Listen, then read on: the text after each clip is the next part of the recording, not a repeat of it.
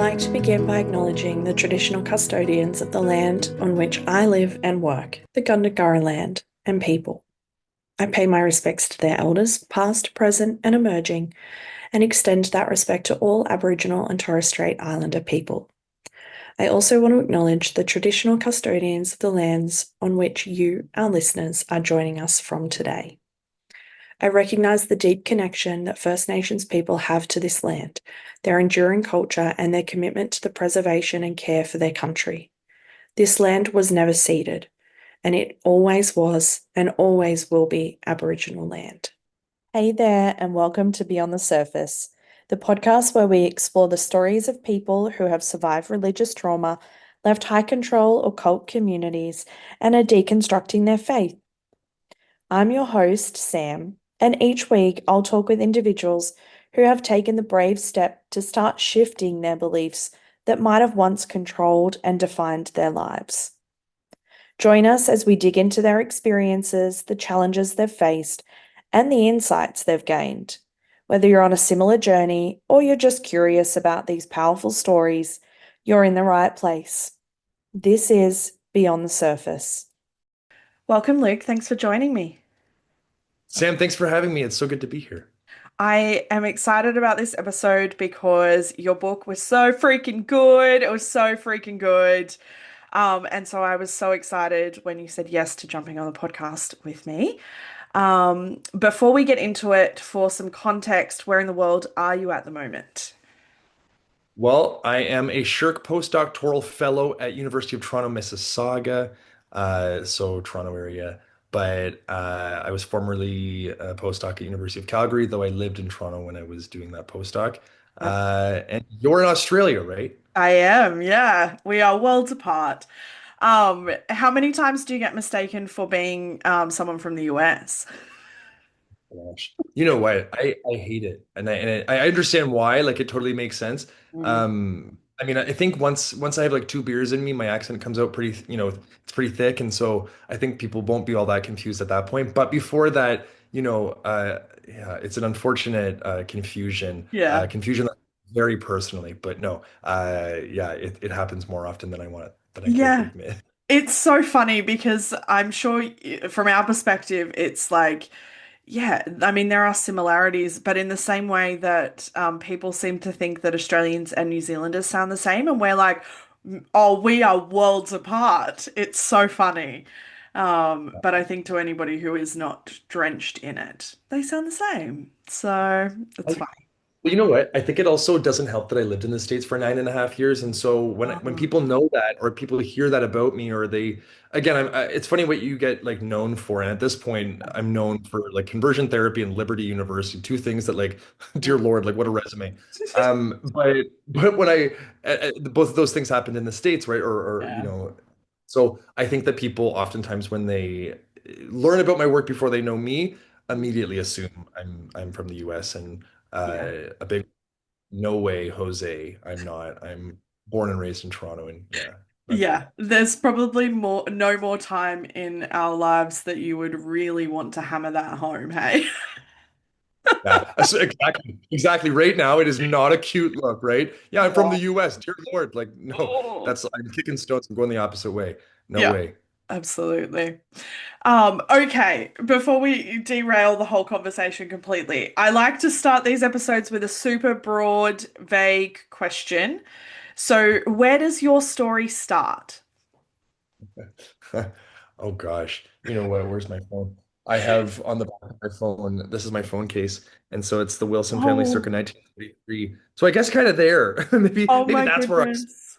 I'm the youngest of five, and I think that I still fit that role quite well. And I fit every stereotype you sort of think about when you think about a youngest child. That I'm gay, first of all, that, everyone to this day still does things for me, like taxes and stuff. My sister thing. Thank you, Kaylee. That kind of stuff. So I would say that being the youngest of five kids certainly has shaped who I am and how I navigate this world.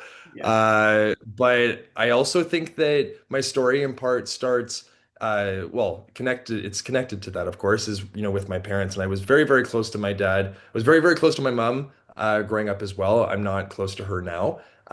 But growing up, my mom, I was very much a mama's boy again, living into that gay stereotype. And but nonetheless, very close to my dad, and arguably closer to my dad. It was just that I don't know, however it works, family dynamics, blah blah blah blah blah. But with my mom, she was very much haunted by her religious upbringing, and she was raised in a Baptist home, so an evangelical home, also in Toronto. And I think because of that, that sort of, what she carried with her forward, what she carried forward with her, after being raised in the home that she was raised, I think that really impacted me in a lot of ways because we weren't really a Christian family. It wasn't like, we were dedicated to going to church. We went to church for me up until about grade 2 or 3 on and off. After that, we just stopped going. Like any good Canadian family, we went to the cottage instead. And so before that, though, again, we were on and off at this Baptist church. But my dad was agnostic. When we came home from church, it's like you went to church, went to Sunday school, and came home and shut the hell up about it, right? Like you just did not talk about Jesus. That was not, thank God, a topic of conversation. We learned our prayers, we learned how to say grace, and that was sort of it. So I think it's almost like by its very absence, religion's absence in my life as a young kid, it became all the more sort of magnified, and my desire to sort of pursue that became all the more intensified as I grew up. And so I'd say that's really where I started. My story starts with my family, both with my siblings and my parents. It's the equivalent of like when you tell kids not to touch something or not to do something. That's all they want to do, right? It just entices them so much more. That's it. That's it. Yeah, Yeah. I think that my siblings all had much more of an exposure to religion than I did.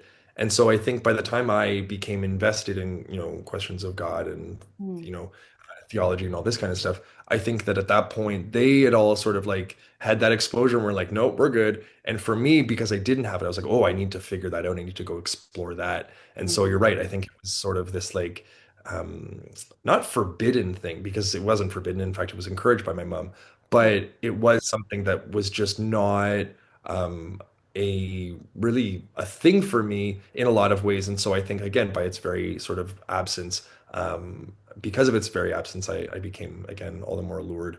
Yeah. In those sort of like early childhood, teenage years, what was it like for you to realize you were gay? Was it during that period of time or was it much later? How was sexuality talked about? I do like four-barreled questions in one. Um, but like how is because I think we mostly know in most religious families how sexuality is posed.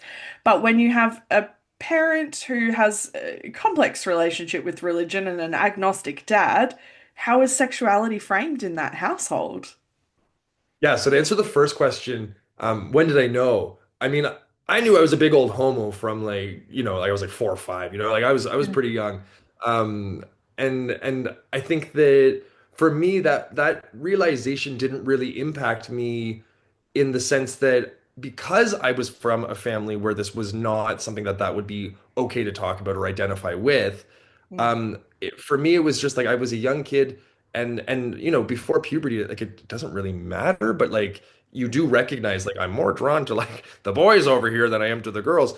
And there was like when I was super young some attraction to girls, but like that faded real quick. And then it was just exclusively, my attraction to guys. And I think for me, my dad, or sorry, for in my family, my dad would have been a-okay with it. Like my dad was this super hippity dippity, free loving, pot smoking, record store owning, social worker for like differently abled folks who wrote a book on Bob Dylan and had a music studio in our basement. So like it was like he was a-okay. Like Keith was a cool guy, vegetarian, that kind of thing. Stop, but he never gave away his leather coats. He's like, I already have them, so I'm not going to give them away. oh, So but once he became vegetarian, he stopped fair. wearing them. But, Keith's decision. So I, though, because of my mom, again, the message was very clear. And so to answer the second part of your question is my mom made it very apparent early on that it would not be okay for me to come out. It would not be okay for me to identify as gay because she would say, things like, "Oh gosh, I'm so glad none of my kids are gay." Or when we were leaving Toronto to go to the cottage, which we, again did quite often. I still remember there was this one time we were leaving Toronto when it was Pride, and on our way to Toronto, there's a highway that sort of goes through, not downtown, but close to downtown, and you have this like beautiful view of the city, and you're sort of like weaving out of the city as you go. And we were on this highway, and my mom said, "Oh gosh, it's Pride right now." And she goes, "All those guys, dancing and prancing around naked with their wieners out." She always said wieners. My family said wieners. I don't know why, but we did. And so for me, these explicit messages made very clear at a very early age that this was not going to be part of my lived reality, in the sense that I thought I didn't have to identify as queer. Why? Because I could never really fit into my family if I, were to be gay. I also think that the little bit of exposure that I did have to religion made very clear, and my mom's sort of reinforcement of this idea was that you can't be gay and a Christian. And nominally we were Christians. We were just sort of, we're all evangelicals. We're all Christians. Meanwhile, I didn't even know what that really meant in a lot of ways. Other than sort of like broad overarching sort of strokes of like what is a Christian. And again, according to this sort of estimation of Christianity, that was in part defined by homophobia. And so I knew that it was not going to be okay to identify like that. So I was in the closet for up until I was actually 25. I didn't come out until much later, Yeah. but it really became a problem for me once I hit high school, and I really Yeah. started realizing that I was a big old homosexual. Yeah. That Yeah. that was going to be a future. Yeah, I mean, I want to ask one by like side question because I'm sure I'm not the only person thinking this. What on earth is the cottage? Here I am speaking as if, they call this the curse of knowledge, and it's not even like knowledge that's worth having, but the cottage. The cottage in Canada, it's essentially like your second home. It's like where you go, for us, the summer, we would spend 6 weeks at the cottage. And then there would be, on weekends, we would go to the cottage in like the fall, even in the winter, and the spring. And it's just like your second home. It's like a country home. Ours was in like the Niagara region of Ontario. And of course, Okay. people know Niagara Falls. It was like, 50, 60 minutes from Niagara Falls kind of thing. Not like an hour and a half away from Toronto. So we would drive out there and live that rural life. And of course, I fit in very well as a young gay boy in Waynfleet, Ontario. In either case, I digress.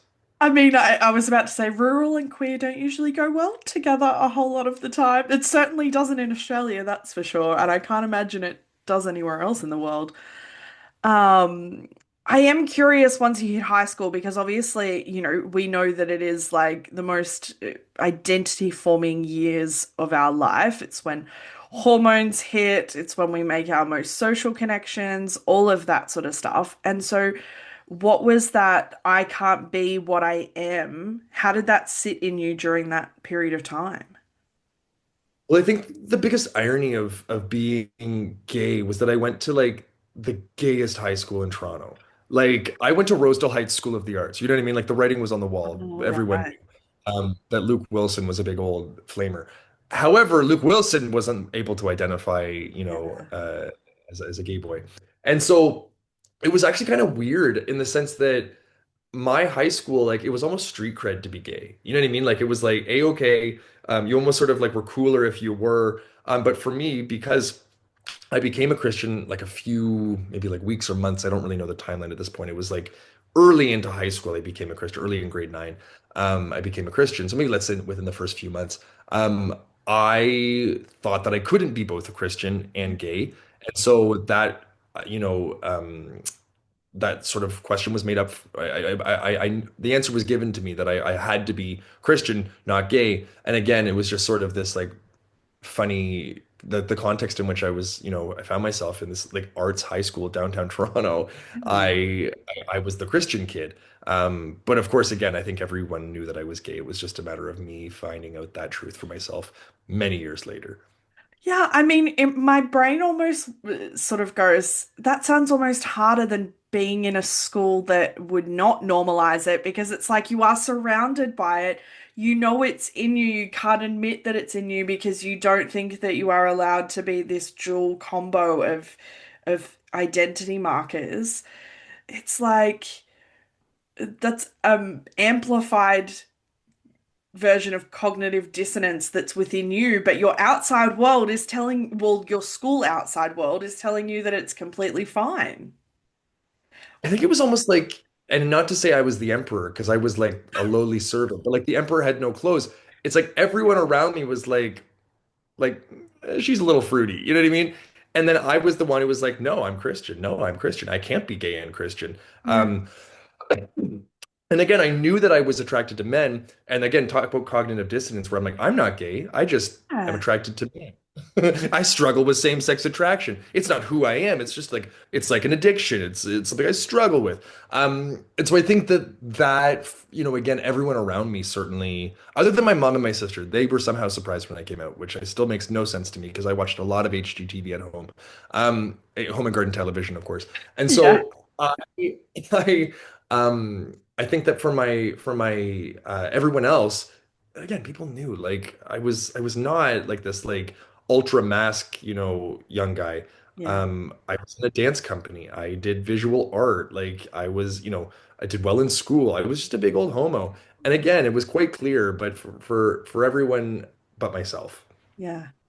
So what was that like for you at like, midnight when you're in your room on your own and you are not dealing with anybody else in the world? What was that like internally for you?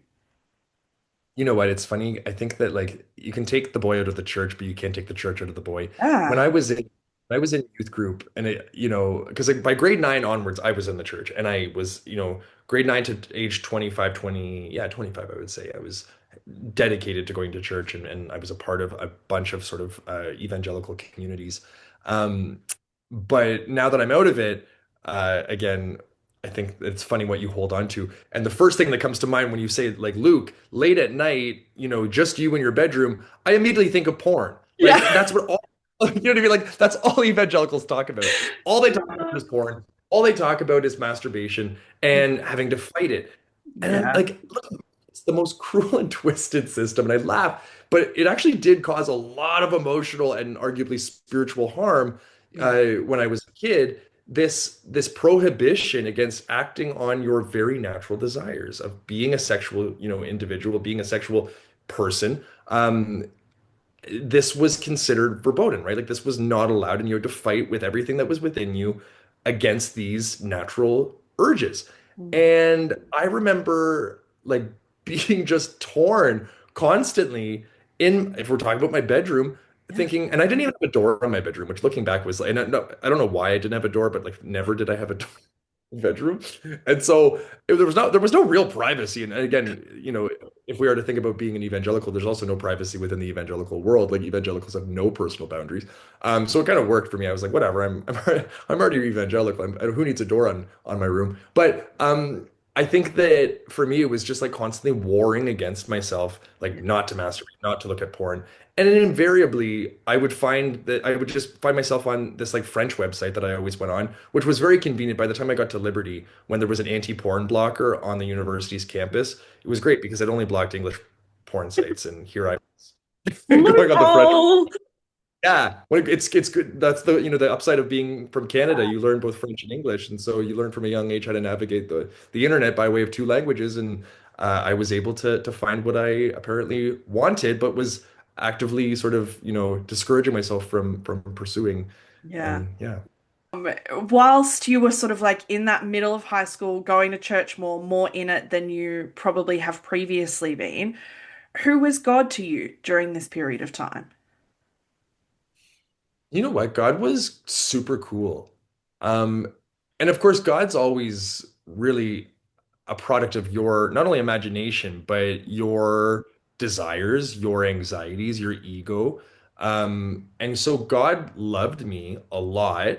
God also didn't love that I was, attracted to men, and that Mm. was something I needed to fight against. So that was always something that never, or sorry, that was never something that made sense to me because it didn't make sense that God was so perfect, God was so cool, God was so loving, and that this part of me that really didn't have any negative consequences that I could see. Yeah. That God hated this part of me.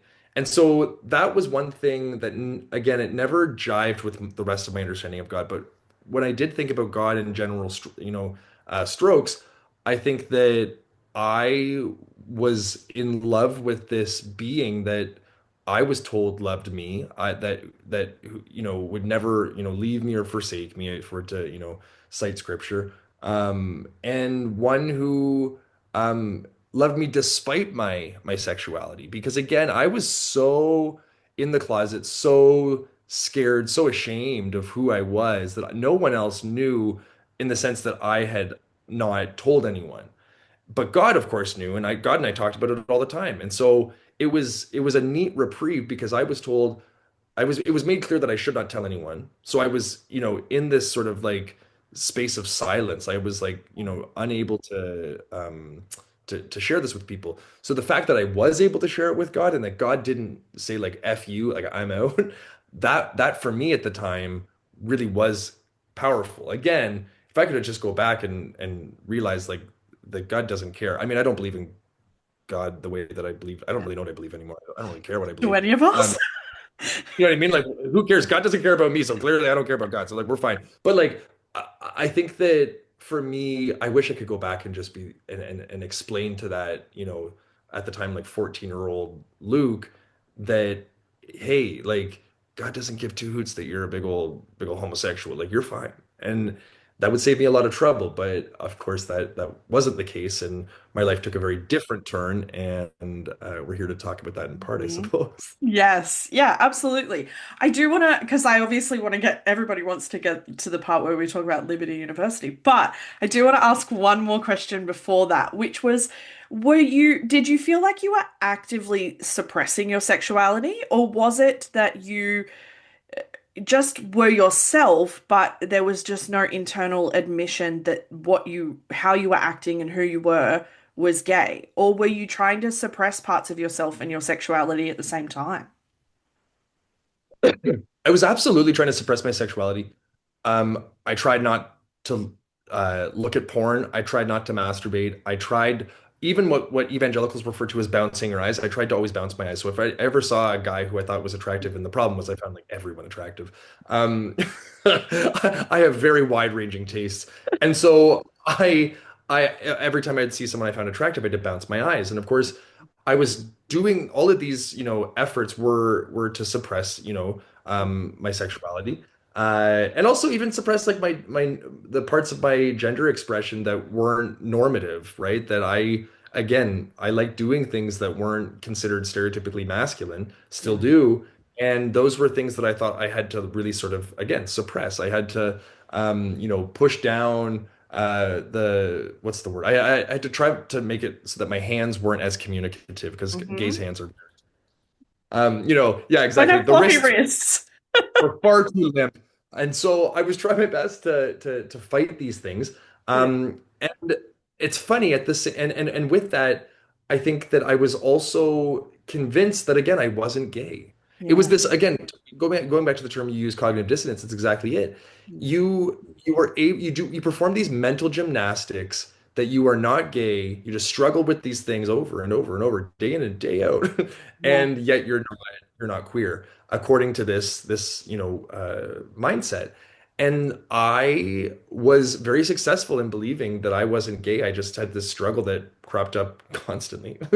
And and so I think that you're constantly fighting it, even though you think it's real, but you don't think it's internal. You think it's something that's external, or some sort of like condition that has come into your, like, I Yeah. still to this day don't know how to explain how I and how evangelicals today conceptualize homosexuality. Mm. Is it something that's external? Is it like a demonic sort of influence? Is it a sickness that comes into your body and then sort of like takes over? Like, there's not really a clear conceptualization that I've found that maps onto my experience and the experience of how others have described it. So in Yeah. either case, this was again, I was able to say I wasn't gay. I was able to believe that I wasn't gay because I wasn't acting on it.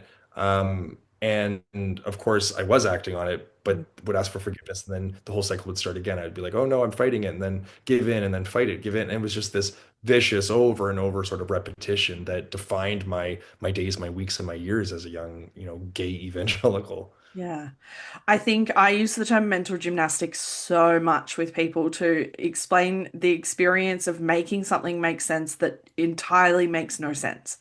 And it is such a good term for what it looks like, but also just what it feels like in terms of like you are just like leaping and jumping and moving from one thing to another because landing in one space is just so unsafe, particularly if you land in the space that you are not supposed to land in. So you just jump and leap and cartwheel from one place to another in an effort to keep yourself safe, both physically and emotionally sometimes, I think. So, um, okay, so we're in Canada. How on earth did we get to Liberty University?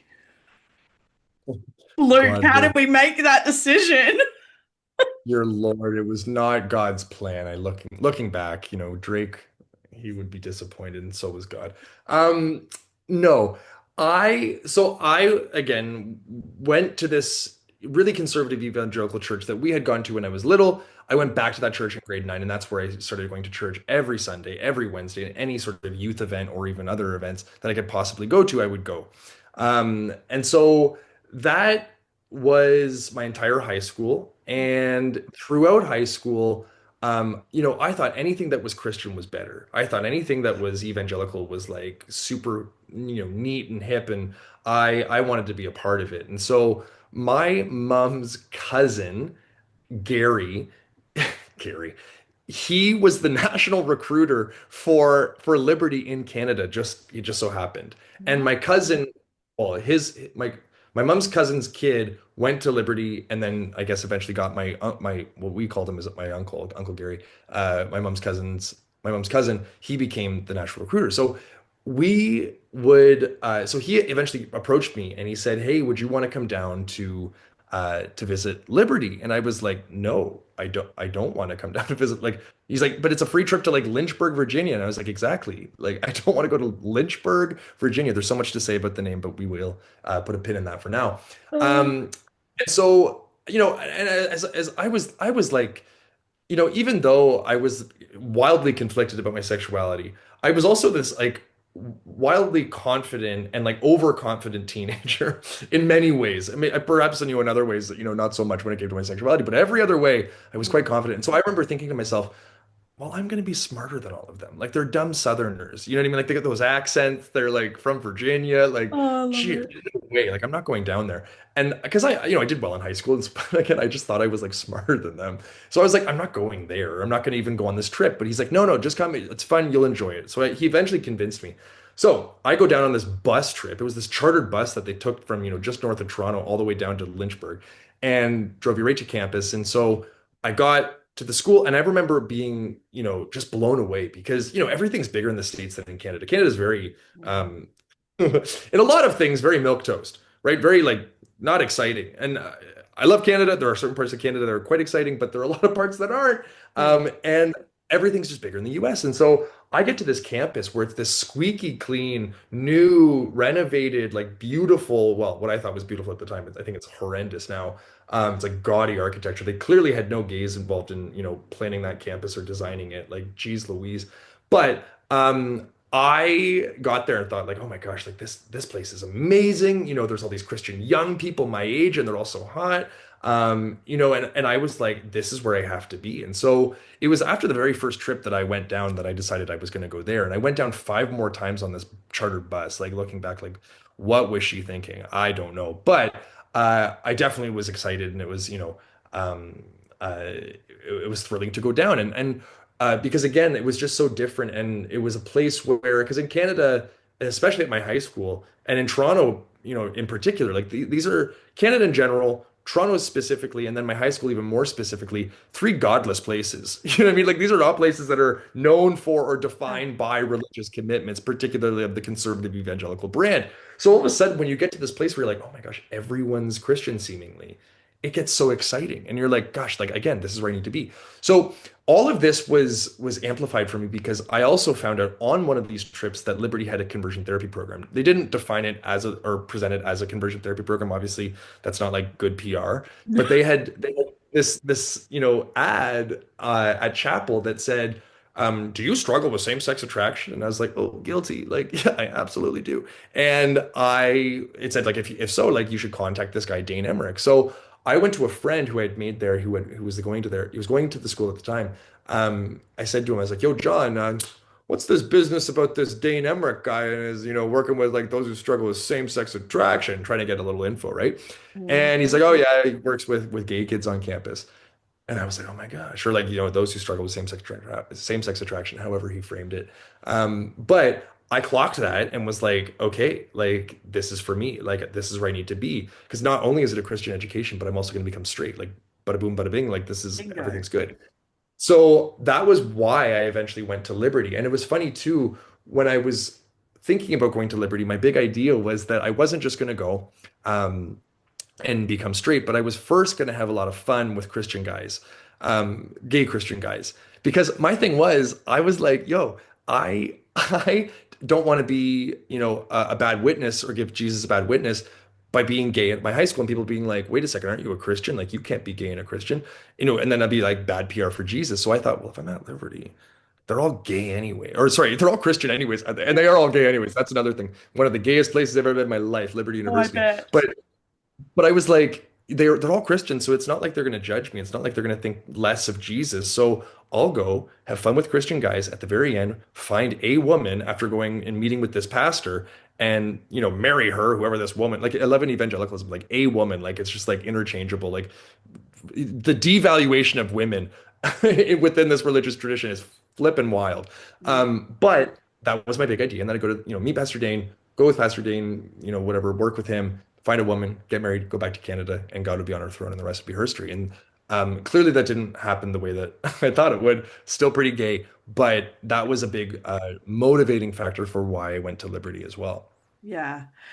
Okay, there's so much in there. I love that you used the term Christian and not judging in the same sentence. The irony in that is palpable. But um, okay, so how did it actually, like, how soon once you were in Liberty were you engaging in this program?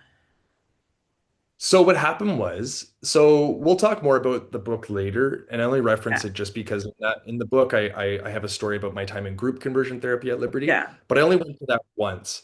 And that the story in the book is that Wow. experience. I went to the one-on-one conversion therapy program for all 4 years.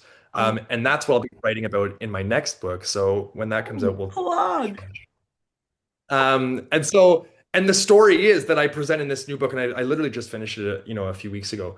But the story is that the way it all happened was that I was one day making my loft bed. I was standing on my dresser and I was wearing just my tidy whities. And I was too cheap because I once I found out that they were tidy whities after I bought them, because I like opened the package and there was like no legs on them. And this is at the time, Oh, 2008, where it's like not cool to not have legs on your underwear because yeah. that's gay.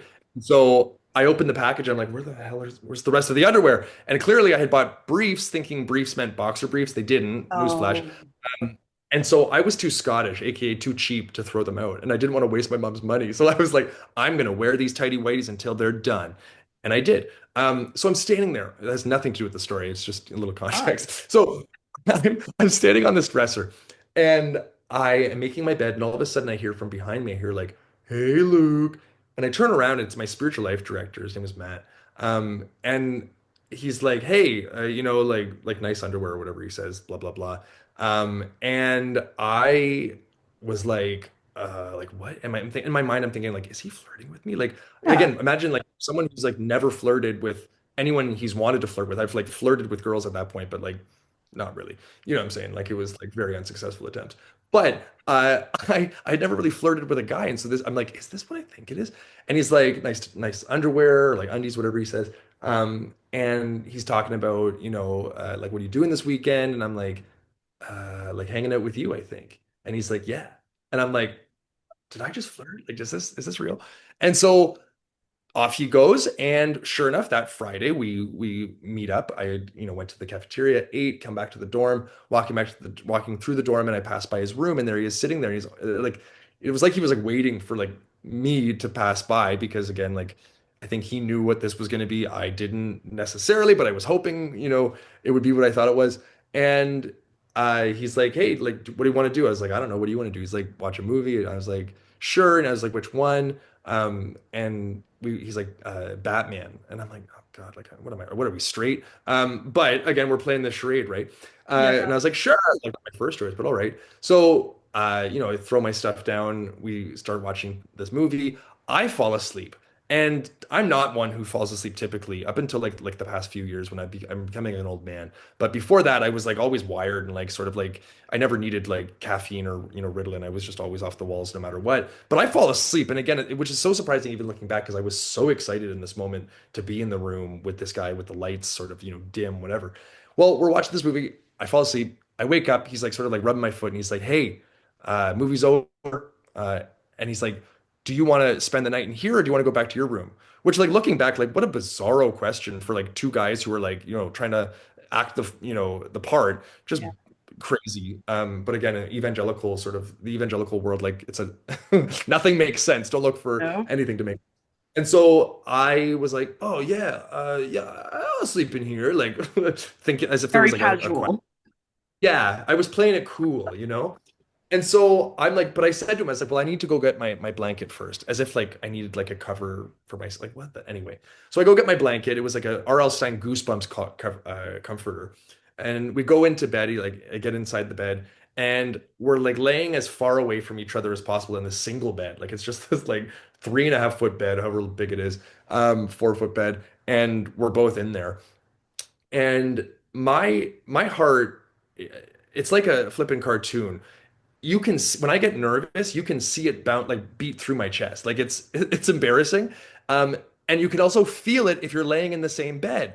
And I'm laying there and I'm like, oh my God, oh my God, oh my God. He can like feel it. He probably can see it because the moon, the light coming in from the window outside, the light from the moon was like showing. Even when I had the comforter over my chest, it was like bouncing. And so I was like, ah! Like so I tossed it down, and I'm laying there, but like clearly he can feel my heartbeat.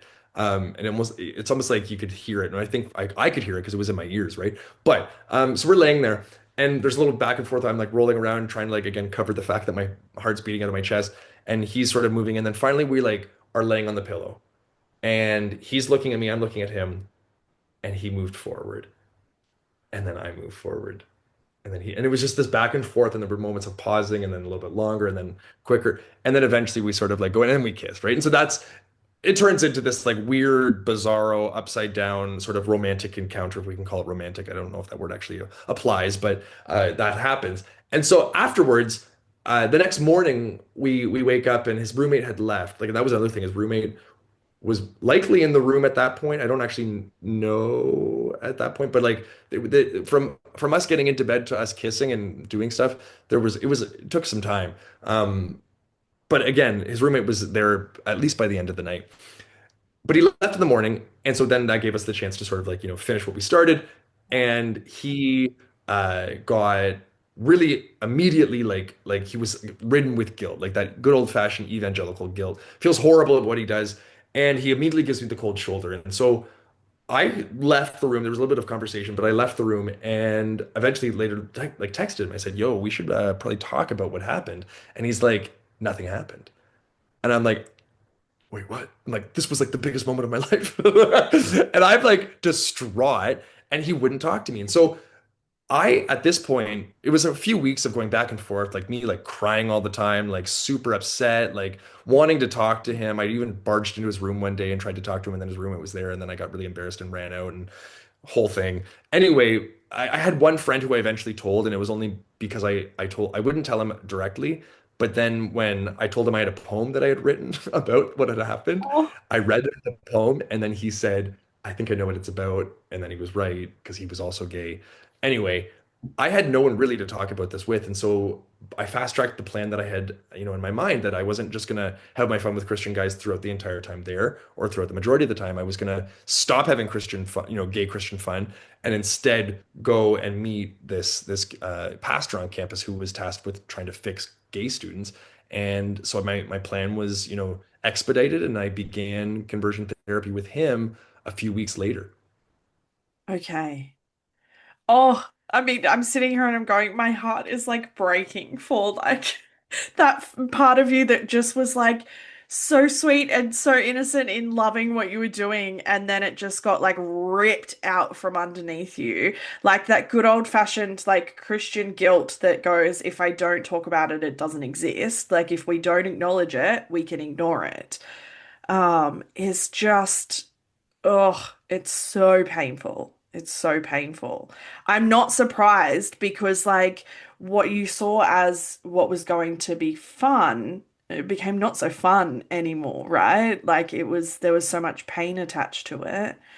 Um, so what was the program like with this guy? Like, how was that for you? Because obviously, there is a big conversation around, um, this is, well, not like being pitched, but it is conversion therapy. And we know, well, I talk quite a bit about the differences between conversion therapy and conversion practices and the nuance that we need in that space as well. So, what was that experience like for you? Was this a very formal, structured program? Yeah, and just to circle back to what you just said about the pain, it's funny, not funny, but you know what I'm saying. It's funny because at the time I thought I deserved it. I Yeah, thought I deserved the pain that I was feeling because I had done something wrong. I had done something sinful. I had, yeah. acted Punishment. upon, yeah, and that I deserved every bit of it. And so it's wild because that in part again I just wanted like alleviation of that. I didn't want to feel like that anymore. I didn't want to feel like I was disgusting and horrible. And also just feeling like I deserved every minute of it. Yeah, So that was also a motivating factor for why I went into conversion therapy. I wanted to be like free of not only homosexuality but also the feelings that were attached to it, the emotions that were attached to it. And so I met with this guy, Pastor Dane Emmerich. He retired a few years ago, but he had been doing the work before I got there, and he was doing the work after. He ran two groups, one for those who were addicted to homosexuality, me, and then one for those who were addicted to porn. And research wow. obviously makes it made clear that you can't be addicted to porn. You can have a dependency on porn, but it's not an addiction. Mm. And so, but this is the framework that he operated, within. And so he also did the one-on-one meetings with students, and so there were the groups, but there was also the one-on-one stuff. There was also the one-on-one stuff. So I uh, I met with him, and in the beginning, it was almost as if he was not only trying to establish a relationship with me and establish sort of the groundwork, but in doing that, he was trying to find the source of where my same-sex attractions came from. Yeah, And so it was a very pseudo-Freudian approach to human sexuality, right? So it was like, what's your relationship with your mom, with your dad, with your siblings, yeah, and then I also would ask about like, guys who I knew and like who were my friends. Were they mostly girls? Were they mostly guys? And just trying to find the roots of my queerness. And again, it wasn't that he taught that I was queer. It was that I was just same-sex attracted. I was a child of God who just had same-sex attractions, and I was like, bitch, I'm both. But yeah, retrospectively, I can say that. But at the time, again, I bought into everything he said. I was absolutely following the program. I was following his teachings. And so what we did in the beginning, again, sort of taking that inventory, also like really detailed questions about like my porn habits and like what I was attracted to. Did I like daddies? Did I like, other twinks? Like what had I done, with so and so? What had I done over here? And like, really specific questions. Looking back, like wildly creepy. But again, yeah, these were the what's the word? The questions that were being asked. And so after the first few meetings, and we sort of established where this had come from, and we identified that it was my mom, not my dad, that made me gay or made me same-sex attracted, because my mom's overbearing. And so within this, sort of ideology, conversion ideology, it's claimed that either or slash both and, that you have an overbearing mother. Who overinvests herself into you when you're a young boy, and you start living too comfortably in the world of femininity, and then by the time you hit puberty, you go for what's opposite of you, masculinity. So I was going for what was opposite of me. I was attracted to masculinity, men. So the other idea is that you have an absentee or emotionally distant or abusive father, which none of which was true. My dad was like, again, phenomenal. And so that was sort of in the same way that you go to an all-you-can-eat buffet and take what you want and leave what you don't. This was like, oh, well, that doesn't really fit the narrative. Let's just, push that to Yeah. the side and focus on your mom. So we did. We focused on my mom. And from there, the program was, again, we met very consistently. And we would talk about my victories and my slip ups. Victories being moments I avoided temptation, slip ups being Yeah. moments I gave into it or into them. We read a conversion therapy manual. Mine was Alan Mettinger's Growth into Manhood, Resuming the Journey. And that book, I actually had it up until recently and I lost it. I must have been lost in a move that I did, and I'm still TO'd about it, but whatever. And that we read that. And then we also, of course, read scripture together. He always prayed for me. I never prayed for myself, I think, which is quite indicative that he was the Mm. one in my behalf and talking to God for me, which, of course, within like Protestant traditions is not necessarily like the way to do things, but whatever. He took charge. He was a Dom daddy. So there was also Mm. a weird tactile aspect. And not that this was necessary. Well, I don't know if this was premeditated, but he would always do two things when we would meet in regards to him touching me. One, at the beginning and end of every meeting, he'd give me a big bear hug, almost to be like, "This is what men do," and like, squeeze me really hard. The other part was that whenever we prayed, he would either put his hand on my shoulder or on my leg. And I talked to someone else about this when he put his hand on our legs. And my friend described it. He said it wasn't enough to make you say like, no, don't do that, but it wasn't like low down enough that it wasn't something you didn't clock. You know Yeah. what I mean? Like you definitely missed it every time. And Yeah. so it was always just, and I always just figured that he was trying to like model good touch, bad touch in the same way he was doing that with the hug. He was doing that with the leg. We can touch other men, and it doesn't need to be sexual. Meanwhile, like that this man at night was thinking things, and feeling things. And so this was the program. And for me, I think that in part, like one of Emmerich's explicitly stated goals was that he wanted to get rid of the shame that we felt and instead really emphasize the guilt, which is both like, oh, that's a good objective. The other part's like, wait a second, what? And the way that he understood it was that we have been made as queers to feel ashamed for who we are, but we should never identify as queer because why? We're not. We're just children of God, sons of God, who struggle with this. So he wanted to get rid of that shame and that really sort of deep-seated like self-hatred for who we are. And instead, he wanted us to feel bad when we did something bad. So in the way that guilt in a court of law, like you're guilty in a court of law if you've done something, you've stolen a candy, you get slapped on the wrist, you go to jail for a day, and then you're released. And you're guilty for that action, but you're not guilty as a person. You're just guilty for that action, that bad thing. So you're not bad as a person. You're just bad for doing that one individual action. Whereas shame is that you as a person are bad. You as a person are dirty or defective or degenerate. And so he was trying to really accomplish the former and push against the latter.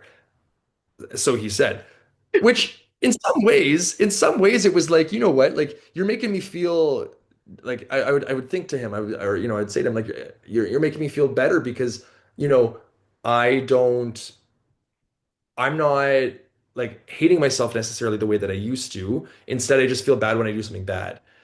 The thing is that when you leave a place where you're constantly being told over and over, and that message is being reinforced that you're doing well, you're on the right path, you're not bad as a person, even though Christians like fundamentally believe that. That's what like original sin Yeah, I was is. like, it's founded on that belief, but You know what I okay. mean? It's so funny, right? Again, mental gymnastics, Yeah. cognitive dissonance. And so when I left that system, that's where I always say that the violence of conversion therapy for me Yeah. really set in. It wasn't because in the moment I was being told, nope, you're doing the right thing, you're on the right track, you're fighting against, you're fighting the good fight. But when I left and I didn't have that message on a weekly basis and I was left to my own devices, that's when I realized nothing's changing. And if I believe that God is a good God, and at the time I did, and that God wants me to be straight and I'm not changing, it's not God's fault. Why? Because God's perfect. Therefore, whose fault is it? It's my fault. And Yeah. that's when that guilt turned inwards, and that's when that guilt turned into shame, and that shame turned again, sort of snowballed into that self-hatred and that self-abnegation that just became that really wonderful sort of emotional storm that defined again so many of my months and years. Yeah.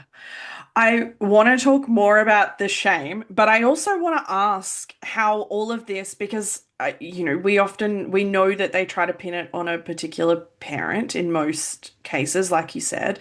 How did that then impact your relationship with your mum? Because you are in it believing that this is the case, right? So how did that then impact your relationship with her? Well, I mean, a lot of this was being, well, this was all of this was being taught when I was away from home. Yeah. Granted, I called my mom pretty regularly. Like I would talk to her at least once a week. Um, and so I think that for me, I think I really I actually don't think it impacted too much in the sense that it changed anything in how I approached her. I think it made me definitely resentful internally. I never expressed this to her because if I did, it would be like, why are you thinking about this? Oh, because I'm gay. Oh, I can't say that. So that never came out. Yeah. So even if I had of like, and I did, I was resentful for that, right? What I thought was why I was gay.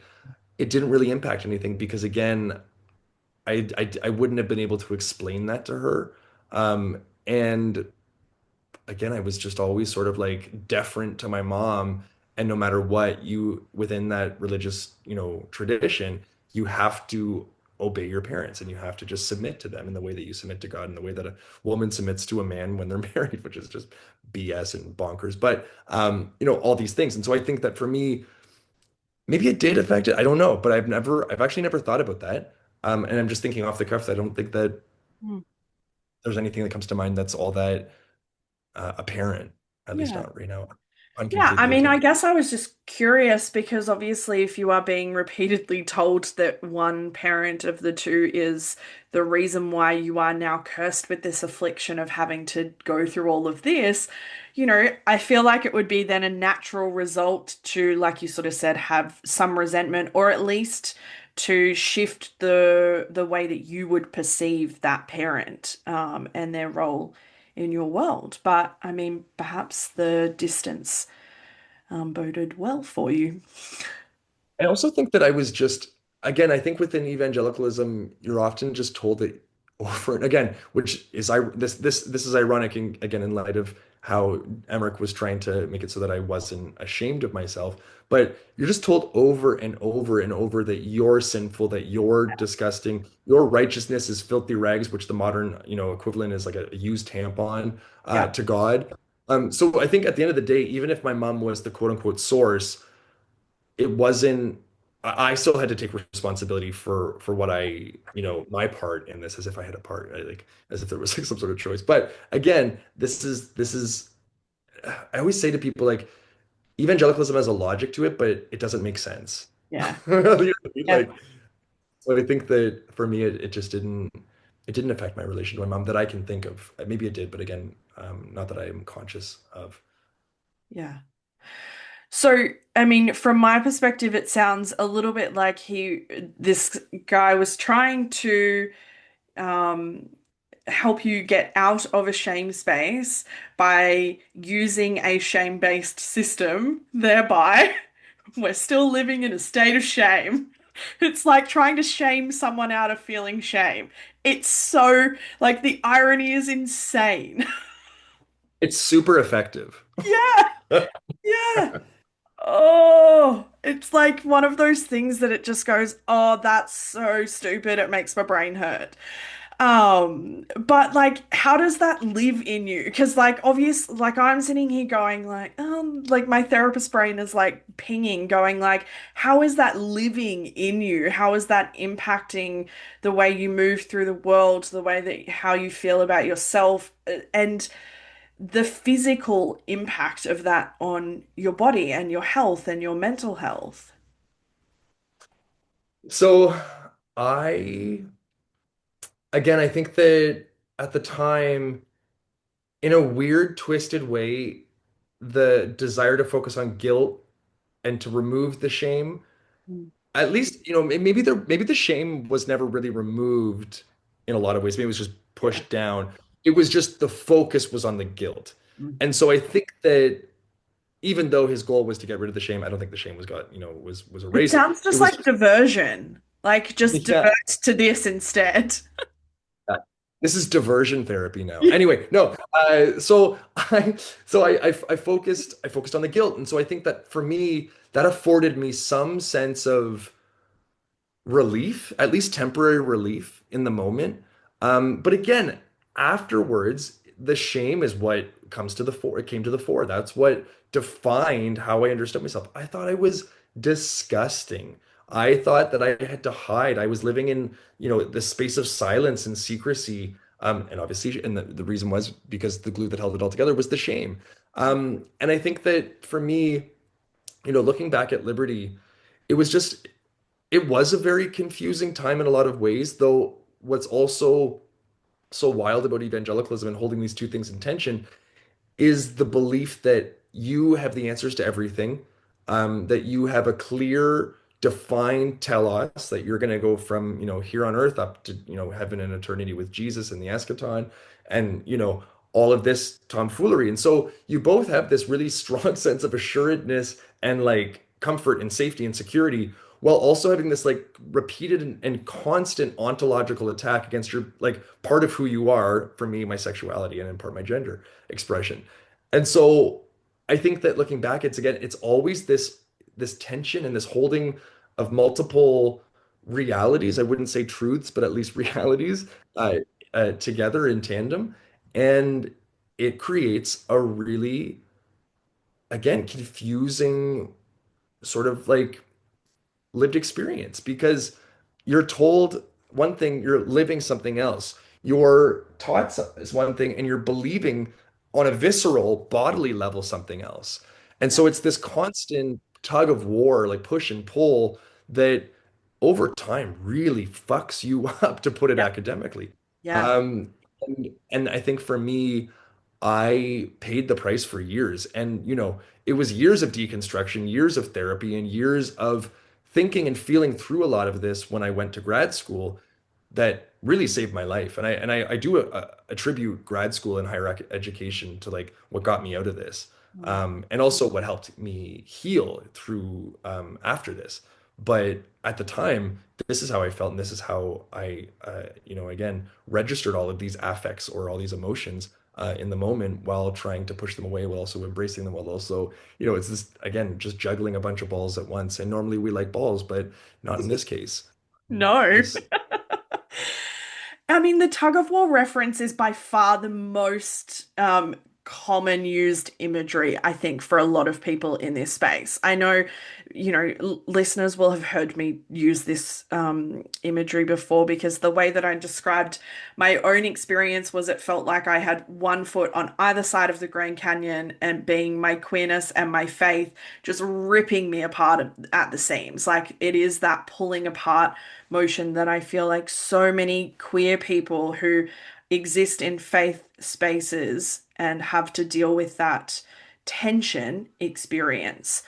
And so, how was that tension whilst you were healing in terms of what did that integration process like? Because there is like healing from the emotional pain and trauma and that, but how did that then integrate with what did affirming your queerness look like?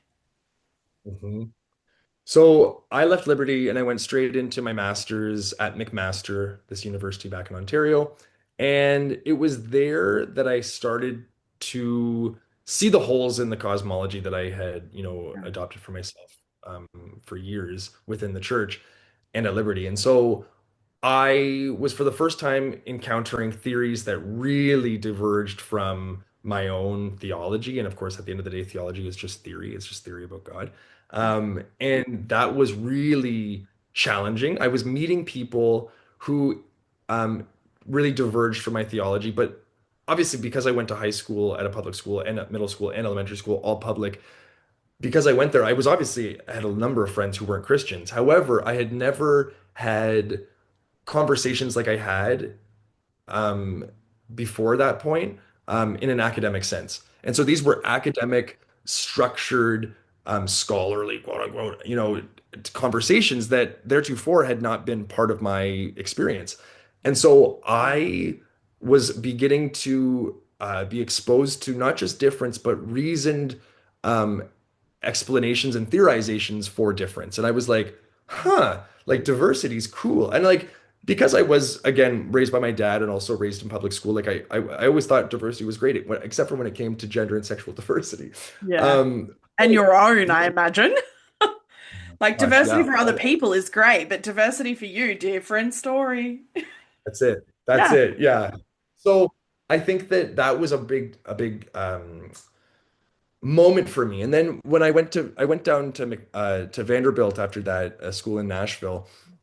And when I went there, that's when I said, I'm going to go down to a city where no one knows me except for literally one person. There's one gal I knew. And it turns out that I eventually went to the same church that she did, but whatever. I thought, like, no one knows me, and I'm just going to be myself, and I'm going to put my lived experience first and my theology second. Because up until that point, I had theorized first. So I said, this is how the world works according to like a very conservative understanding of scripture and, Christian theology.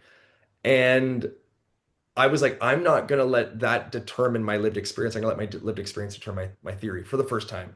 And I was like, I'm just going to try. I'm just going to see what happens.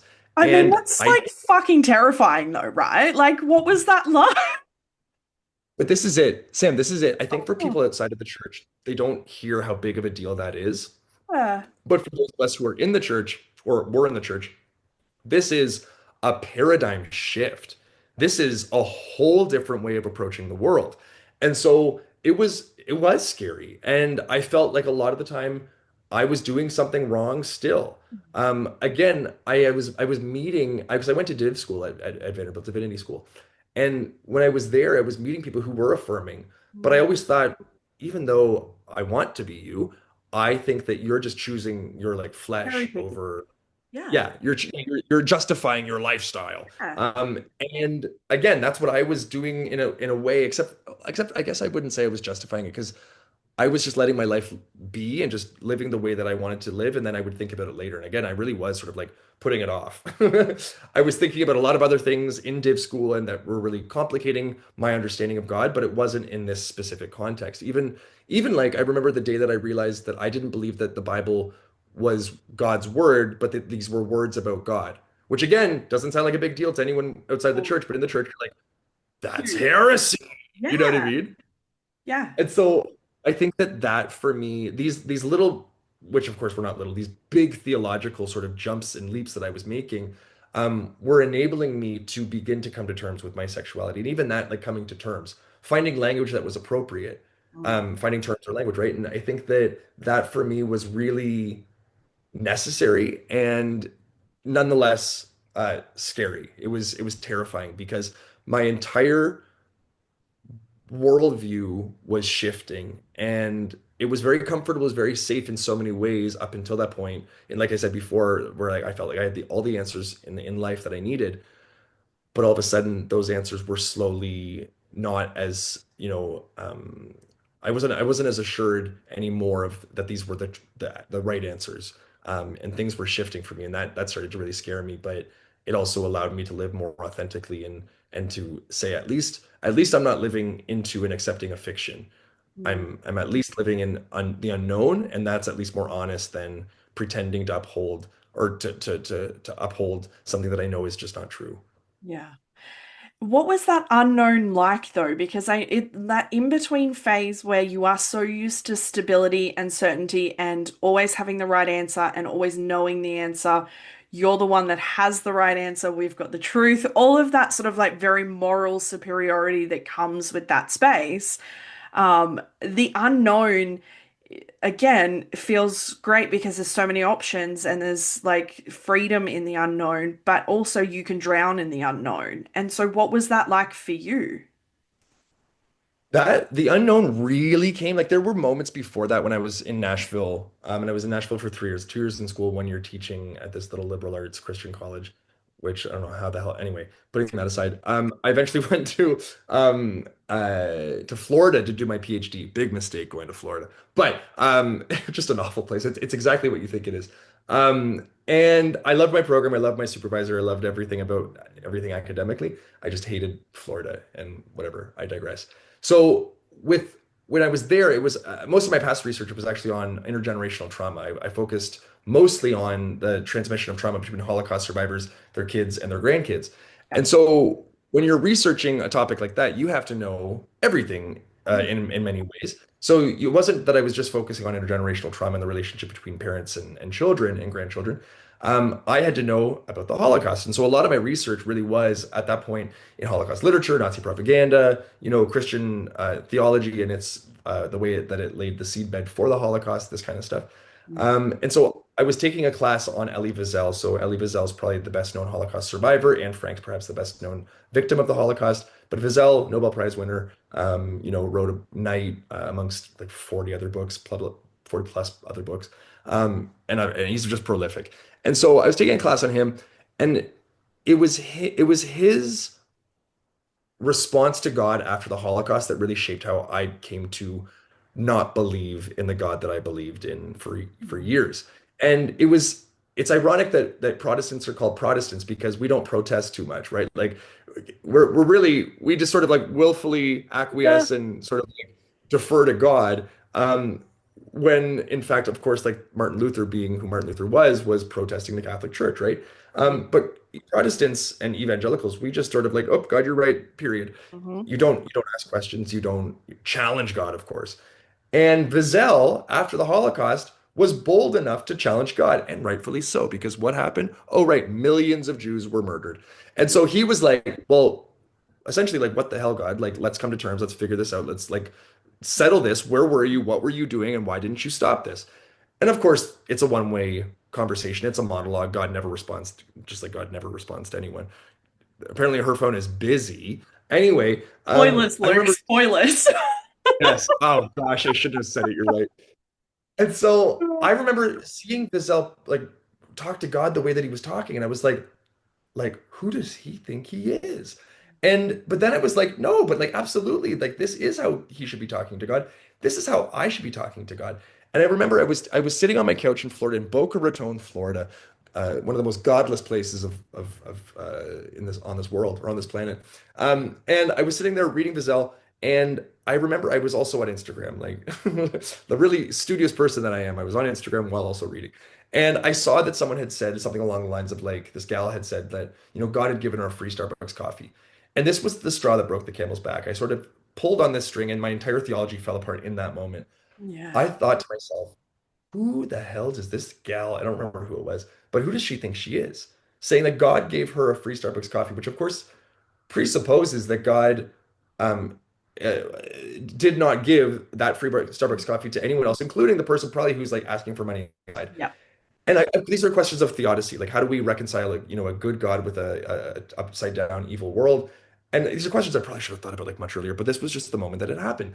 Mm. And I thought to myself, okay, wait a second. So if God didn't give that person outside the Starbucks coffee, but gave you that coffee, that's messed up. Because that's an active decision on God's part. That's a gift. And that's a willful decision that God made to give that her, but not him or them or anyone else, whatever they really not just want, but need. And I was like, well, that's effed up. And then on top of that, well, wait a second. Do I even believe that God, is acting in the world? Are there such things as miracles anymore? Because if there are, that's messed up because God's acting over here, but not acting over here. So I was like, okay, so I don't believe that God acts in the world. So God is like clearly self-limited God's self to not act, but had like sort of started the what's the word? The domino, Oh, or the the domino series of effect. dominoes. That's the Yeah. one. Apparently words are not my thing. So I thought like, okay, so God started everything, but it clearly doesn't do anything now. But then Mm. I was like, is that moral or is that okay? Is that like good? And then I was like, wait a second, do I believe? And everything just fell apart. Yeah. And again, these are things that I should have been thinking about years ago, or years prior, but I hadn't. And so that's when, for me, I said, I can't believe this anymore. I can't be a part of this anymore. And if anyone does promote these ideas, that's messed up, and they serve a bad God, and I don't want that, and I want nothing to do with that. I'm out. And that's how it ended for me. And so, I mean, two things. Here's my double-barreled question again. Two things. One, were you out at this time, or had that still not happened yet? And two, what was it like for you, both emotionally and spiritually, once that completely unraveled? Because, it is a little bit like once you start pulling on that thread and not just cutting it off, once you start pulling of it on it, it just dismantles the whole garment, and then you are just really vulnerable and exposed without it covering you. So what was that like for you? Yeah, so I was about 27, 28. I don't remember. Was it 27? It doesn't matter. Whenever that Elie Wiesel class was, that I can go back and look at my syllabi or my syllabus. Um, so I was out at that point. I had been in a relationship that, thank God, ended around that time. Um, and the reason why that matters is because when I got into that relationship, that's when I came out. Ah, So I think I was 25 when I made it official on Facebook, and that was when those were the days when that's things when it's still yeah. were only made official when they were announced on Facebook. And so I was definitely out. As for like the emotional and spiritual impact of that, just I guess conclusion, I was gonna say decision, and I guess it is a decision not to believe God, but it's also I think it's just where the evidence lies and I Yeah. respond to it. But I think that for me, it was again, I felt so unmoored. I felt so just like the rug had been taken out from under me. Yeah. In multiple senses, not just where it was a surprise, because it was a surprise. It wasn't like I was like leading up to this moment in a lot of ways where I thought I was. I mean, I was clearly like all the conceptual framework Yeah. and groundwork was really sort of being laid before. But on top of that, it also felt like I didn't know where I stood in the world. Like I thought when I die, I'm going to heaven and I'm going to, have a relationship with God and everything will be, great in eternity. I'm like, I don't even think I believe in eternity Yeah. anymore. In the sense that there's like a life after this where all of us are going to go. I think that really more at this point, I'm sort of convinced that like life just kind of happens in first, what is it, the first law of thermodynamics, that like energy and matter, and the second law of Yeah. thermodynamics, like none of it's created or destroyed. It's just always there, and so it'll just keep changing and whatever. So I think more like along those lines now, like just sort of like a naturalistic sort of Mm. um, agnosticism, if anything, that like maybe there's a God, but I don't really know what it is, and it doesn't care about me. So Mm. whatever, we're both here, and that's that. But I think that for me, that was so spooky.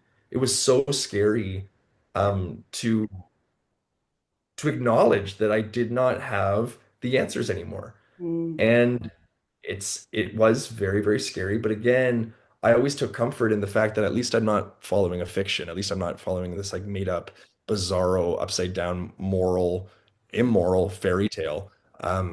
I at least say that. And if I die and I go to hell after this, I can at least say, well, no, like I still don't think I'm wrong. I think you are. Like I think that this system is pretty effed up morally.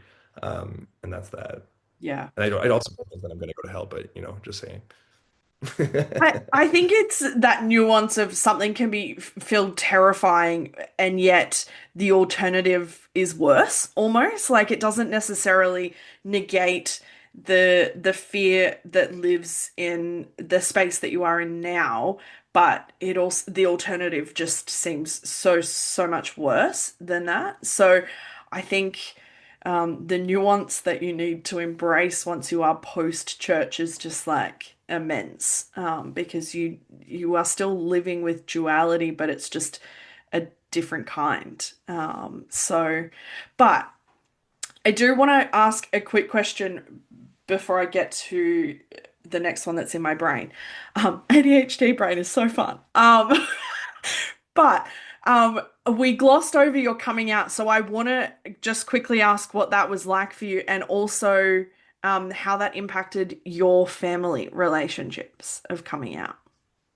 So if you've ever read Tina Fey's Bossy Pants, she has that story about like the guy who comes out, and it's like so he's like super dramatic about it, and then like it's so anticlimactic and he's so upset. Um, mine, mine was pretty anticlimactic in a lot of ways. And which I think is good. Yeah. In ways also. Because what happened was my mom was gonna come down to Nashville and spend Christmas with me because at that point none of my siblings were talking to her because she's not a very nice woman. And I was the last kid talking to her. And so I said, well, why don't you come down to Nashville? We'll have Christmas here. And she was all excited. But then I thought to myself, huh, how am I going to explain my shotgun apartment with the king, like the double California king size bed with me and my roommate? It's just not going to work. And so I got a little wine drunk one night and I called her and I said, "Hey, mom, just before you come down, you need to know something about me, and that is that I don't have a roommate, I have a boyfriend, blah, blah, blah." And my mom responded the exact way that I thought she would, batshit crazy. And that turned into literally, and I mean literally months of receiving text messages and voicemails from her describing what she imagined to be my sex life, Oh, which is so weird that that's where the mind went. It was not only you're going to hell, you're Sodom and Gomorrah. She couldn't even spell Sodom and Gomorrah correctly. I was like, know your audience. But she she was saying all these things like, you're disgusting, you're depraved, and I wish you were never born. I wish you weren't my kid. But then again, there was this really intense fixation on what she thought my sex life was comprised of, and describing like really gross sex acts. And like, I'm a naughty boy, but I am not doing what she thought I was doing. You know what I mean? Like, yeah. dear God, disgusting. And so she, and eventually I remember I thought to myself finally, I was like, you know what? I don't care who you are. If you're, the Prime Minister of Canada or my effing mom, no Mm, one will ever talk to me the way that she's talking to me yeah. ever again. That will not happen. And so I texted her and I said, we're done. You and I are like, we're over, period. And I didn't talk to her for 2 years. And then I did eventually talk to her again. And then when I did, within a few months, it turned into us not talking again. And then there was a time where she like, we never know with my mom, she's like pretending to almost die, or if she actually is almost dying. Like at this point, I think we know that she's not actually dying. But she like almost died. And so we started talking to her again. But then now we don't talk again. It's been almost 2 years. And so I think that that was definitely like not good. But I think that a lot of people are always like, oh, that sounds so hard. That sounds like it would be so difficult. And if I'm being as honest as I possibly can be, because people always question me, you always see like the sort of like suspicion in people's eyes. And I'm like, like you know better than I, don't you? Yeah, okay. But it's always that like you couldn't be possibly fine that your mom responded that way. And I'm like, when you grow up with a mother like Cheryl Wilson, and you know from a very young age that she is not like other mothers, and not in the way that like what's her face, Amy Poehler is like a cool mom. No, the mother that you wish that you wish you had the cool mom. You Yeah. wish that you had a mom who wasn't constantly Yeah. crying all the time, who wasn't constantly requiring you to be her emotional support animal. That she like her crutch, who like didn't run like an unbelievably like messy, dirty house, like who again the list goes on. She was a hoarder, like literally like the episode of Hoarders, like it was my house, my cottage specifically, but also my house to a certain extent. So I knew from a young age my mom was not normal. I knew that my mom had a lot, and I mean a lot of problems. And my dad being who he was, who was like this like absolute king. Like Keith was just like the Yeah. coolest guy. So you had that critical distance and that emotional foundation laid by dad, while also having the knowledge that your mom is batshit. And Mm, so with that, when I did come out and I kept saying to my partner at the time, my mom's not going to take this well. She's going to respond unbelievably poorly. And like to a T, everything I said was accurate, not to pat myself on the back, just because, but again, when your mom shows you who she is, you got to believe who she is, like whatever she showed, right? So for me, like when I did come out and she went nuts, it just didn't affect me. I literally, and I mean a literal one tear. I remember I like was looking in the mirror and I saw one tear come out, and that was it. And after that, I was like, but I don't really like my mom. Like she's not a nice woman. She's really, really mean, and she's been saying a lot of really horrible things. I said, this is kind of a good thing that I'm not talking to her.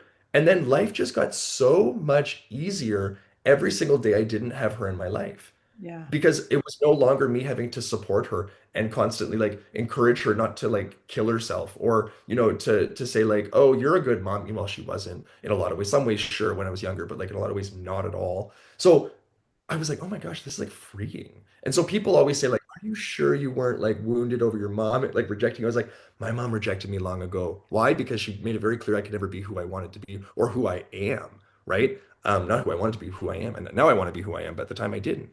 Yeah. And so I think that for me, that's that. Whereas that was the only negative response, other than one cousin who she's homophobic. She's now since come around since her kid's like non-binary, but before that she was like, I don't really know what I think. It's like, well, I don't really didn't really ask, so you can F off. But the rest of my family has been phenomenal. And again, my family's just great. Like I have such a good family.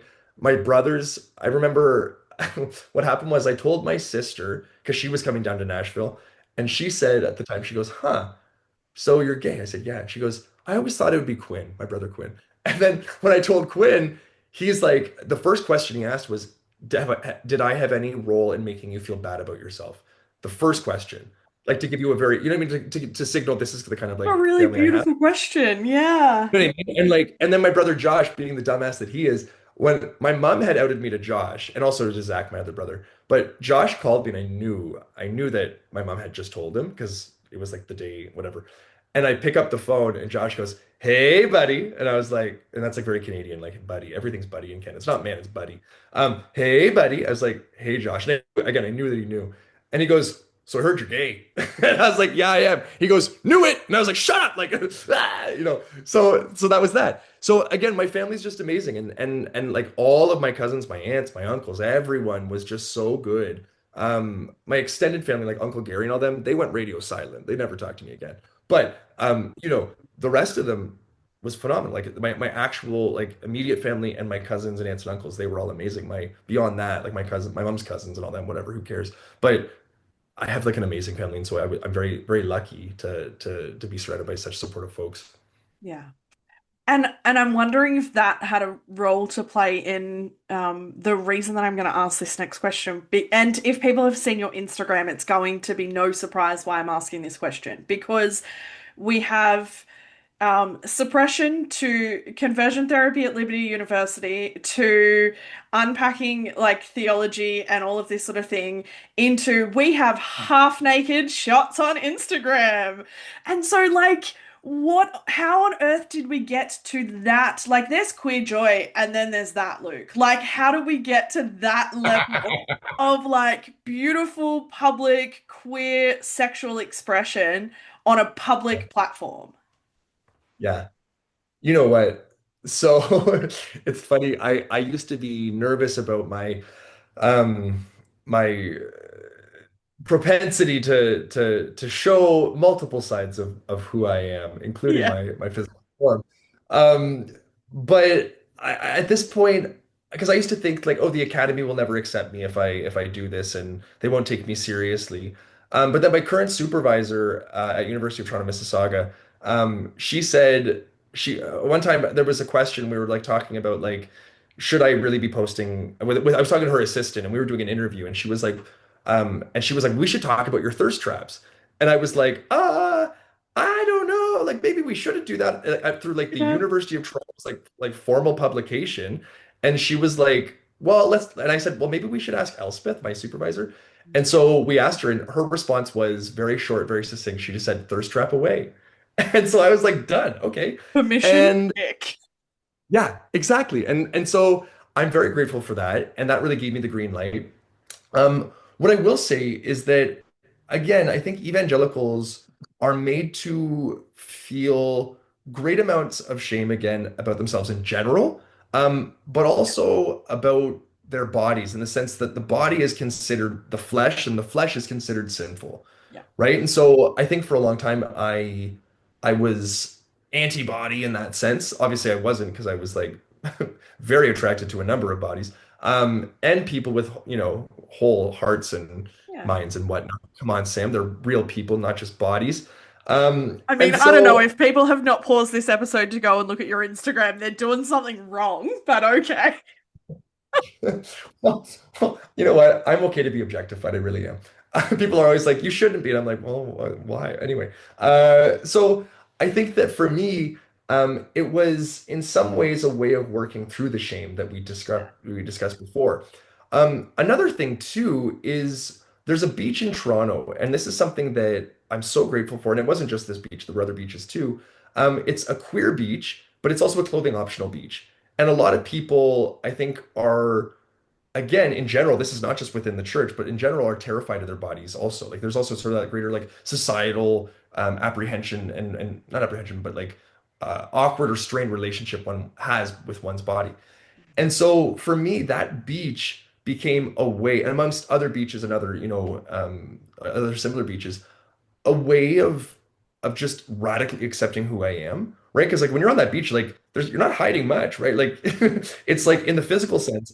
And I think that the lack of sort of like uh sartorial or like clothing boundaries, if those are kind of stripped away, you don't really have anything external to use to signify who you are. So you really have to show who you are by way of like how you communicate. And that is, I think, really radical. I think what's also radical is just accepting who you are and what you like your body and presenting it to the world in the way that it is. And there's no questions. There's other than no, there's no questions. There's just simply like, this is who I am, and I'm putting it out there and take it or leave it. And on these beaches and in these spaces, it's always an embrace. It's always like, yeah, all bodies are beautiful, regardless of, you know, uh, like what you look like. There's just this radical acceptance of self. And for me, that was liberating. And it was a way, because again, for so long, my body had been the locus of my shame. And now it was a locus of it was a way of recentering in part who I am. Because I think within Christianity, there's much more of a focus on the eternal and the spiritual than there is on the physical and the carnal. Yeah. And for me, I was like, well, that why is that separated for me at this point? Why do I have this weird sort of like, why am I retaining this shame and this sort of like strained relationship I have with my body? I shouldn't. And so I think that these things really pushed me to accept myself for who I am first and foremost, to love myself, and I've never been sort of the person who's like self-love. Like I think for me, like I've always just been again, my parents in a weird way always sort of taught me to have like self-love and all this kind of stuff. And I still feel weird talking about it. Like I'm like still awkward about talking about self-love because I'm like, it's just like sort of like just love yourself the way that I've always sort of loved myself. But again, Yeah. clearly there are like blind spots, and I think those blind spots for me were necessary to fill in, and to look at and to examine, and again to sort of accept. And so I think that those things really allowed me to have fewer boundaries between myself and other people, and to accept myself and through the eyes of others, sort of like a Charles Cooley, looking glass theory approach. And for me, this was really transformative. This was liberating, and I think that that translates onto my Instagram, where I always said after I finished my PhD. I will get my I would work out. I always thought that I didn't have enough time to work out when I was doing my studies, which I absolutely did. Like I did a lot of other things that I could have just absolutely been at the gym. But I decided that I would uh I would work out. And so I did, and that added another level of confidence because before I don't know, I just had like a pretty average, form. But then all of a sudden I was like, oh wow, I can grow muscles in a way that I never thought I could. And that was kind of exciting, right? Like it was just something that had never really been part of my reality. And pursuing that and doing that and finding pleasure in that, and also in the actual act of working out. I do enjoy the working out process. You can tell how gay I am. I'm like the working out process, like a gay academic approaching the gym, the working out process, my Lord. Anyway, but it's something that I enjoy, and it's something that I find also helps my mental health. Not in the sense of like how I look different, but in the sense that working out absolutely relieves stress, Yeah. and redirects my focus away from my head and my sort of internal world and to my external world. And I think that these are things that should not be seen as in opposition to each other, but things that work together to make a holistic, healthy person. And for me, I found that accepting those parts of myself, all the parts of myself, and embracing those has allowed me to come to a much healthier place and a much healthier way of being, that I'm super grateful for, and that is clearly represented on on Instagram. But I hope it translates to other parts of my life. You know what I mean? Yeah. Absolutely. And I mean, I want to before I get to the last question that I usually ask in these episodes, I want to quickly talk about the book because like I said at the very beginning, it's so freaking good. It's heartbreaking as fuck, but it's so good. And so I have two questions. What drove you to write this book, and what was the impact on yourself reading these stories and compiling this book together? So I was at the STI clinic, Sam, when I got sexual health is important. And I went I was on I got a message on Twitter, or the artist formerly known as Twitter. Mm. Uh and it was from this publisher, this UK publisher, this editor at this press, who was reaching out saying, "Hey, we've been following your work on conversion therapy. Would you be interested in putting this collection together? We think you're the guy to do it." And at first, I thought it was a scam. I was like, "This is predatory publishing. This is someone who's coming for me, and that's going to make me like pay thousands of dollars to have this book published. No Yeah. chance in hell." Well, I did a quick Google search, and it turned out that not only was the editor real, but the press was real. And I was like, "Oh wow, okay." This is nuts because for those who are in the academic world, it is almost never that a press will come to you unless you're like a big wig, Mm. rock star of an academic. No one's coming to a postdoc to say, "Hey, come do the like edit this book or write this book or put this book together." It just doesn't happen. Yeah. So when this happened to me, I was like, "What the hell? This is wild." Cool. Did that, I checked, and then I negotiated with the press. They said, "This is what we're envisioning." I said, "This is what I would how I would respond." And really, I said, really the main thing I said when I responded to them was I want only survivors' voices in this Mm. collection. I don't want anyone else who has like an imaginative account, or has a friend or a brother or sister who went through this. Like, I wanted survivors only, and in part because a lot of recent media attention on conversion therapy has really focused on the practitioners. And I think that the conversation should be on both, but really the focus should be on survivors. Yeah. And so I said that that's the sort of what I think, this is the direction I want to take it. They said we agree, and so I put the collection together, and it was about a year and a half, if I'm not mistaken, of first putting out the call, then receiving submissions, accepting certain submissions, unfortunately having to say no to some submissions, and then working with authors through multiple drafts, and revising and just making sure that what they've written is publishable. So not changing the content, but changing the form, just making sure that it's, something that will be publicly consumable and understandable, to read. So that's how the book came about. And then, of course, there's like the months of like campaign, not what's the word, marketing the book afterwards, which, my God, no one ever taught you that or told you that that was part of it. But Yeah. we've learned our lesson. And so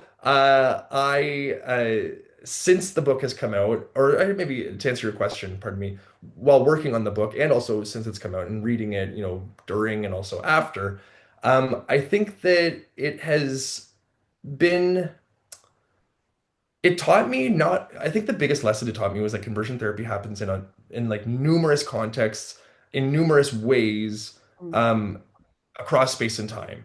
Yeah. And for me, I always just sort of assumed that most, like all conversion therapy or most like conversion practices were similar to what I experienced. But there's such a variety, right? And it's not just within high control religious communities, though it is disproportionately, but it's not exclusively. And you find it in the familial context where your mom or your dad is your conversion therapist, where you become your conversion therapist, where you have an online conversion therapist, right?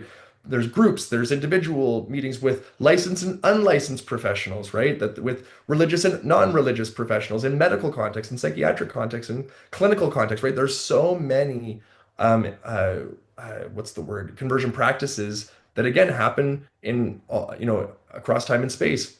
So that was a huge lesson.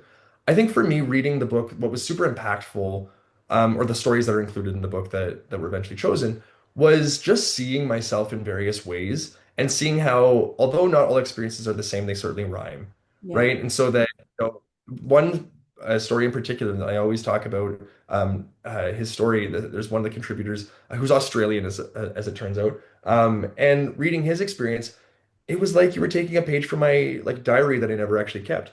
Um, but it was just like reading his experience and like the anxiety for him of being in the shower and being terrified of touching his penis because he was scared that he was going to masturbate. I Yeah. remember being like, it's like these like little daily quotidian things that we do, or that we did, that within that world, within the evangelical, or white Christian fundamentalist or white Christian nationalist, whatever, space, when you're in that mindset, things like showering become sites of like extreme anxiety that Yeah. you think you're going to be tempted and you're terrified to go into that shower because what's going to happen? And then when you leave, you're going to feel bad about it. And then it's going to be a cycle where you go back to bed, right? It was reading these stories reminded me of things like that. And so I think that the collection, though I wouldn't say it was like what's the word? Uh, I wouldn't say that it like really like helped me like work through my past. I think that a lot of that work had really the emotional and sort of like cognitive and spiritual work had been done before, but I think it was comforting at least, right? To see yourself in other stories and know that you're not the only person who went through that. And even if it really sort of like revivifies those memories, it was sort of weird because you block some of these things out, right? Your brain's trying to protect itself. It's trying to say like, hey, we don't need to think about that. We don't need to like Mhm. focus on that. Blocks it out. But all of a sudden these stories kind of bring it back and you're like, oh my gosh, I forgot about this. Like Yeah. it's just crazy. And so I think that the collection was surprising in that way. Mm. Yeah, I think it is a really beautiful book for so many different reasons because I think it is going to be um, something different for everybody. And I think people who have never experienced conversion practices, irrespective of their sexuality, whether they are cis, straight, or queer, if they've not experienced, it will be enlightening. It'll be a learning opportunity. It will break down some of the misconceptions that they might have about what this looks like. But I think for queer people who have experienced conversion practices, there were moments reading that book that I was like raging and crying. And then, like, 5 minutes later, I'm laughing because it's so freaking relatable. And I'm like, this is insane. And yet it's so relatable at the same time. And so I just think having a collection of survivor stories is just going to meet it's like the equivalent of like meeting people where they are at. And it is just, oh, it's just so freaking good. It's so good. Yeah.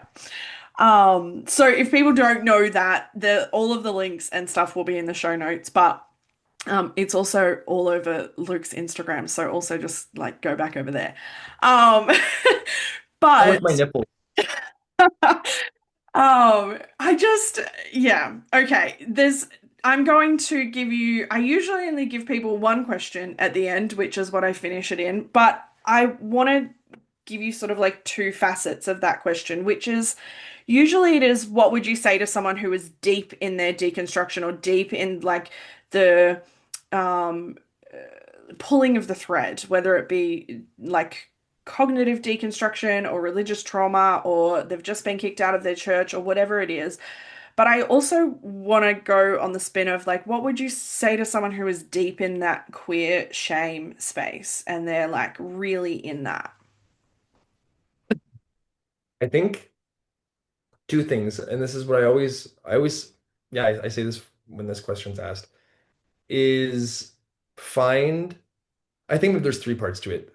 Uh, read, reading's good. Find a queer community or a supportive community bare minimum, Mm. and separate yourself from the religious community. Yeah. Reading. With reading, it's never going to return to you void, right? You're at least going to be able to say, "Huh, I don't agree with that." Yeah. And you also ideally will be able to say why you disagree with that, which of course is, helpful. But I'd say expose yourself to ideas that you are uncomfortable approaching, or up until that point have been uncomfortable approaching, right? Even for me, like thinking about the difference between understanding it as God's word and the word and words about God, if I had have found, more texts that were able to speak to that, I think that I would have been able to accept that truth much earlier. I didn't accept it right away. I still remember there was the moment where I realized it, but it took a lot of struggle to get there. Yeah. But I think that that's something that like reading allows you to to encounter ideas that person has thought about for extended periods of time that will be in some ways earth-shattering for you or profound for you, um, or at least bare minimum thought-provoking for you, um, that you get to again accept, reject, whatever, but you get to like interact with those ideas, and that's going to help you in some way, shape, or form, ideally, or I would only expect. The other part is like or connecting yourself to your religious or to a queer community or to a supportive community, right? So for if you're talking about like in just the deconstruction space, connect with other folks who are deconstructing. Yeah. I used to poo-poo people who had like friends online. I was always like, what the hell? Like, I just have friends in person. Like, it was always how I did things. But then I eventually realized over the years, I'm like, wait a second. I've never met this. Like, there are certain people online. There's maybe like 4 or 5 people I know online who I've never met in person, or I met finally for the first time in person, and I was like, we've never met in person. And we had established such a strong bond, which was so surprising because again, I still am a little bit like online friends, but like at this point, I have a number of online friends, Yeah. particularly doing podcasts like these or like this one, where I'm like, no, that person is my friend, and I stand by that. And so I think that that has been so helpful because not only can you commiserate, can you complain to each other, but you can also relate to each other, right? Like in a really deep way, where like there was a point you were making before, and I forget exactly what it was, but I knew what you were going to say the moment you said like three Yeah. words. And I was like, I don't even know you, right? Like we just Yeah. met. And I knew what you were going to say because we have that lived experience that's shared. Yeah. And so I think that there's that sort of like wild connection that you can have with people who share similar interests, in this case, the deconstruction or just being queer. Yeah. And I think for being queer, like for so long, I used to hang out with queers every so often, and it was like titillating. It was always exciting to hang out with queers when I would. Yeah. But because I never identified, it was always sort of like dangerous and, off limits as well. But then when I finally came out and I was hanging out with queers, I was like, first of all, like desperate to hang out with other queer people because everyone I was hanging out with was straight. But I was like finally like hanging out with queers, and it was like, oh wow, like you're not what I was told you are for years. You're not these like depraved, well, they are. All the queers I know are, but no, but not in the way that they were, I was told they were. But it was wild because all of a sudden these preconceived notions that I had sort of accumulated over the years, I realized were not true. So I think that's a huge part of like of finding a new life in a lot of ways, and it is a new life for me. I feel like it was a different life that I lived when I was at Liberty University, for example. And it's important. The last part is cutting yourself off from the communities that harm you. If Yeah. you are a person who still wants to remain a person of faith and you are religiously committed, that's fine. Like who cares? Like anyone who does care should check themselves. But for me, I'm not, and I have no desire to go back into any religious community, whether it be Christian or otherwise. I'm like done. Like, thank you. Yeah. Case closed or locked. But for those who are like, sure, if you want to stay in a community that is affirming, amazing. But if they're not, if they actively cause you harm, no, Hmm. you should leave, right? And I'm not the kind of person who's like let's like set this place on fire once we leave and like fuck everyone. No, if it needs that, sure. Like if that church or that institution, that organization needs that, sure, Yeah. do it. But it's more so that these are communities who have really good intentions. I really do think that. I think about my conversion therapist. I think he had good intentions, Yeah. and I mean that. Like the man desired what he believed to be well-being for my life. Clearly it was not well-being. Clearly it was like a lot of messed up like tomfoolery that caused a lot of years of damage and a lot of undoing of a lot of really dangerous sort of thinking. However, I do think that he was well-intentioned. Means nothing, but he was. And so I think a lot of these communities are, not all of them, some of them are as insidious as we think they are, but some of them are well-intentioned. It doesn't mean that we shouldn't cut ourselves off from them. Think Yeah. about my mom, right? Like she's she causes me harm. She causes me like duress. Like I don't want to be around someone who is like that and who operates like that in my life. And so although I really do want like religion to be a thing of the past, I do think that um if you are a part of a community that's affirming, phenomenal. But if you're a part of a community that is actively causing you harm, get the hell out. Yeah. Absolutely. I concur. Um, I also, one of the things I've said on other podcasts is you also, like, it's not your job as a queer person to stay in that system and try and change it from the inside. Like get out, right? Like, safety comes first, always. So, oh, thank you so much for joining me. This has been so fun. I've loved this conversation.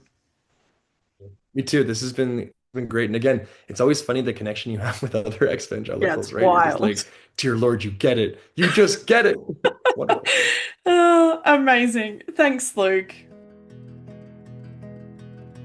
Thanks for tuning in to this episode of Beyond the Surface. I hope you found today's conversation as insightful and inspiring as I did. If you enjoyed the episode, be sure to subscribe, leave a review, and share it with others who might benefit from these stories. Stay connected with us on social media for updates and more content. I love connecting with all of you.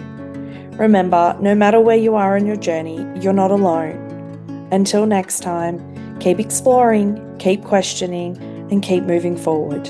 Take care.